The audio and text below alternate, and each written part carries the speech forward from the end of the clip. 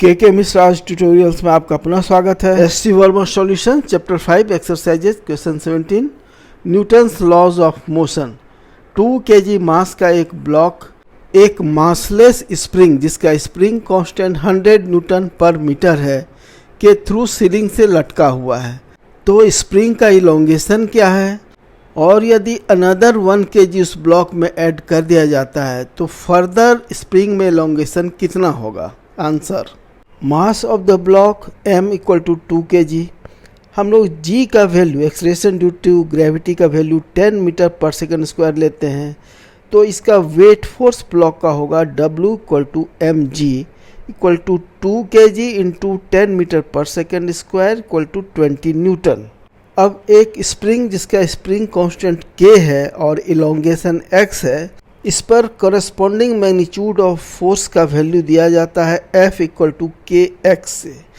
तो इससे निकलता है x equal to F by k अर्थात force divided by spring constant. यहाँ हमारा फोर्स F है equal to W equal to 20 newton. दिया हुआ है कि spring constant K equal to 100 newton per metre. तो स्प्रिंग में एलोंगेशन होगा x equal to 20 by 100 metre equal to 0.20 metre. यही हमारा फर्स्ट पार्ट का आंसर होगा। अब हम लोग दूसरे पार्ट पर आते हैं। क्योंकि elongation x equal to F by k, इसका अर्थ है कि इलोंगेशन फोर्स के डायरेक्टली प्रोपोर्शनल होता है।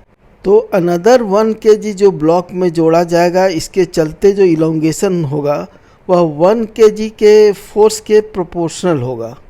इस एडिशनल 1 kg का वेट फोर्स होगा F equal to 1 kg into 10 metre per second square equal to 10 Newton.